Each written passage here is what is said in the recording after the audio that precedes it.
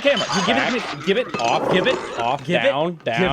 If there's one thing America needs to know, it's that there are any number of highly trained intelligence operatives on the case, ready to travel the world at a moment's notice, monitor enemy transmissions, kill or arrest terrorists, and generally be badasses in the service of world peace.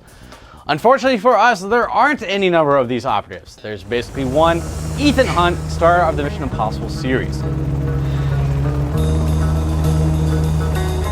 He'll be in theaters later this month in his fourth attempt to save the world from the nefarious machinations of someone or other. And get this time his own people think he's the bad guy. That's such a fresh take on the spy genre that I almost forgot that the exact same plot was used in Mission Impossible 1 and 3. I can understand you're very upset. Kittredge, you've never seen me very upset. Anyway, in preparation for Mission Impossible Ghost Protocol, it's time to dust off those copies of Missions Impossible 1, 2, and 3 and take a look at what makes Ethan Hunt tick. I'm out. How many rounds you got? Enough.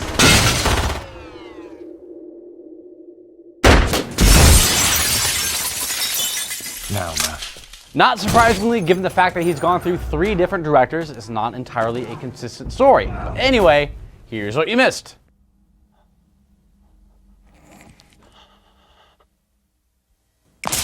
In Mission Impossible 1, directed by Brian De Palma and still probably the best film of the series, it's quickly established that Ethan Hunt is part of the Impossible Mission Force, an agency that's so top secret that its mission plans are only permitted to be transmitted by flight attendants. That is confidentiality for you. He and his crack team, under the lead of his father figure, Jim Phelps, are assigned to infiltrate an embassy in Prague as part of an operation to prevent the sale of the top secret non-official cover list. You game? Wouldn't have it any other way. The NOC list is essentially a record of every damn spy in Eastern Europe, and its release would result in their deaths. Given the proficiency of Ethan's team, though, no one really has to worry about those spies, as they're sure to jump in front of a train or jump off a bridge or do something similar before too long. You see, during the mission, every single member of Ethan's team is apparently killed. One is stabbed, one is shot, one goes explode, and one decides to look directly into a metal spike at the top of an elevator shaft as it enters his eyeball. After they all die, Ethan's boss reveals that the entire operation was a trap to lure out a mole in the group, and since Ethan was the only one to survive, well, let's not jump to conclusions, but it looks like he might be the mole. The mole's deep inside. You survived. It seems a slightly destructive method of mole hunting, letting them all kill each other, but regardless, Ethan decides that the only way he can clear his name is to do exactly what's expected of him. As such, he decides to contact the mysterious arms dealer who is intending to buy the NOC list by navigating through Usenet groups, in a scene that proves that the screenwriter mistook Prodigy for newsgroup access. After receiving enough cash to build his own team, Hunt travels to Langley, where he breaks into CIA headquarters and manages to steal the NOC list from a computer with no external internet hookups. It has some ridiculous security measures, as well as a dude who wanders into the room periodically, apparently just to check and make sure that the NOC list is still there, or maybe play Minesweeper. Having retrieved the NOC list, Hunt makes his way back to London, where it's revealed that Jim Phelps is still alive.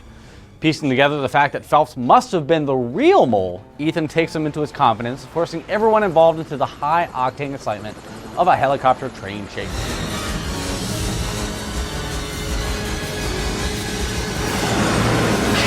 Along the way, Jim decides to kill his own wife when she stands between him and the $10 million on offer, then escape by helicopter. That leads Ethan to decide that the best thing to do is obviously follow him to certain death. Only, this being Ethan Hunt, he actually traps a helicopter in a trip through the tunnel, blow it up, then ride the explosion back to the train in a series of events that are decidedly impossible, but pretty cool.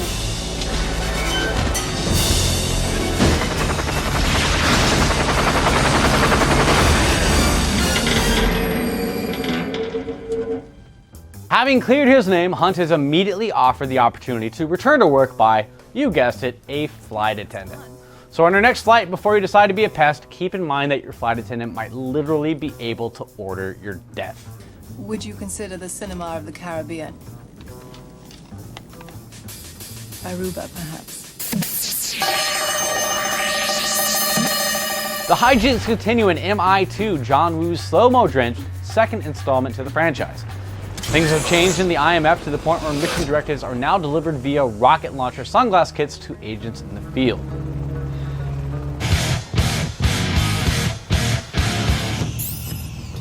Good morning, Mr. Hammond.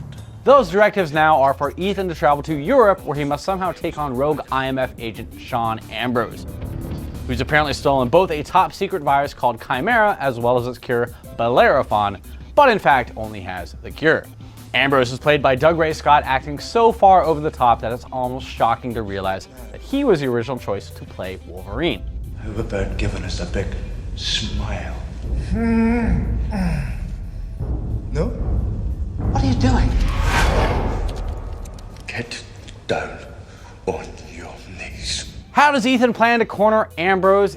It's simple. Send in Ambrose's ex-girlfriend Naya and essentially blackmail her into having sex with him, but only after Ethan sleeps with her himself. This wasn't exactly by the book. That is, of course, an absolutely charming and gentlemanly way of going about his business and makes Naya fall madly in love with Ethan. But I was just hoping you might, thinking that somewhere in the course of business this got personal as well as physical. As it turns out, Chimera is pretty nasty business, leading to total cell disintegration in 20 hours, and it's also horribly infectious. Needless to say, Ethan decides it would be best not to let a smarmy asshole get his hands on highly infectious materials, and he decides to rappel directly into the building of the disease's manufacturer, a place called Biosite.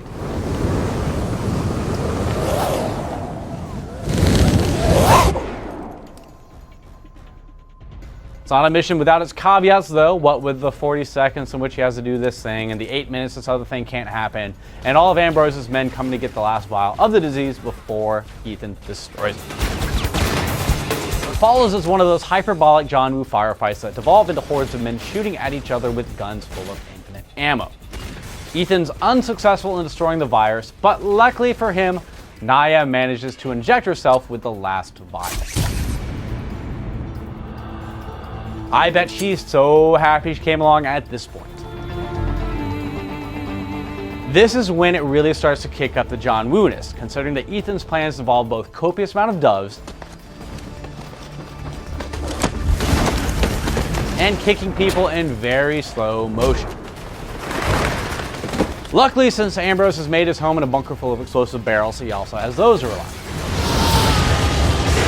A lengthy motorcycle chase ensues after Ethan manages to shoot somebody right through the motorcycle they're riding and steal it.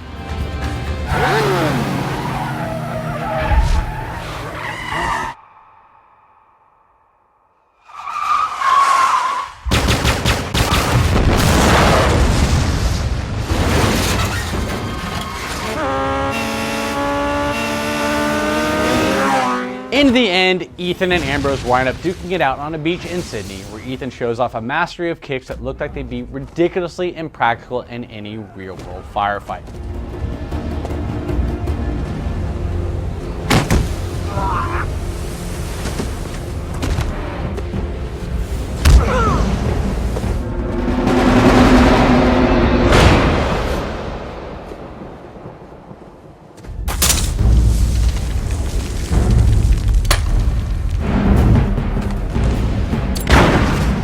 Ambrose dead, Ethan the hero, world safe. All is as it should be. Let's get lost. Until that is, Ethan sees his wife getting shot in the head and learns he has an explosive in his own cranium in the beginning moments of 2006's Mission Impossible 3, directed this time around by none other than lost J.J. Abrams. Ethan Hunt, now semi-retired and focusing on training new IMF agents rather than partake in field missions himself, is brought back into the fold when one of those agents happens to go missing. Well, well, well. Now, if it isn't Mr. Those Who Can't Do, Teach, back in the field. What's up, baby? As part of the attempt to rescue her, he has to use his usual suite of tricks, including robotic guns, magnetic explosives, and pistols with, what else, infinite ammo. Unfortunately for everybody involved, his agent is given a bit of a cross-eyed surprise by another interesting piece of kit. An explosive inserted into the head via the nostril. Me, I just kill people with a gun. Seems a little bit simpler. Anyway, it turns out the big bad guy here, a man named Owen Davian, is after something called the Rabbit Foot, a MacGuffin that we never discovered the purpose of. Despite his boss not being particularly happy with him and his operation, Hunt and his team decide they're going to do their darndest to retrieve Davian, a mysterious force who has consistently eluded capture by going to places like the Vatican to conduct his business dealings. Very shadowy and subtle indeed. Davian just picked up a briefcase. We're gonna have to move sooner than we thought.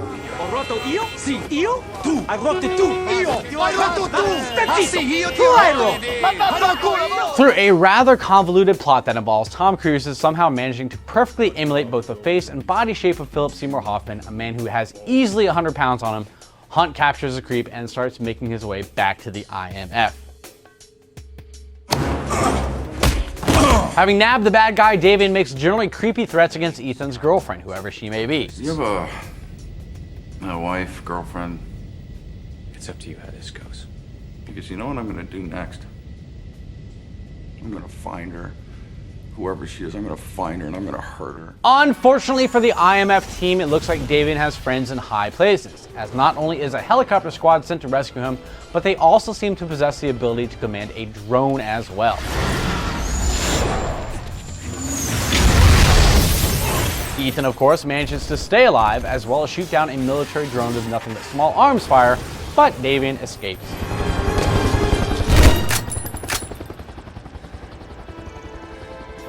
Before Ethan can condemn his own luck, Davian somehow manages to command the kidnapping of his now wife from the hospital where she works, thanks to one of those hospital corridors that is completely free from all foot traffic. What follows next is one of Abrams' most audacious decisions. Ethan is commanded by Davian to retrieve the Rabbit Foot from its storage facility in Shanghai, or his wife is dead. Ethan dutifully heads there, jumps onto the roof of the building, and then jumps out. None of the actual heist is seen except the planning and the aftermath, and what seems like less of a budgetary decision than simply a stylistic choice of some sort. Rabbit Foot in hand, Ethan hands it over to Davian, only to be in for a fairly rough interrogation scene where he's led to believe his wife is dead. Only, ha, they were just joking around. The mole inside IMF that allowed Davian's escape is revealed, as is the fact that Ethan now has a brain splody thing of his own as well. Having escaped from captivity, Ethan tracks down his wife and kills Davian with his patented elbow spaz attack and a Mack truck.